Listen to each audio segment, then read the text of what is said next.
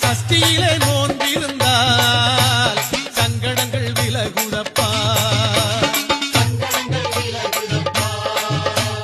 கந்த சஷ்டி தினம் படித்தால் எங்கள் கஷ்டமெல்லாம் நீங்குதப்பா.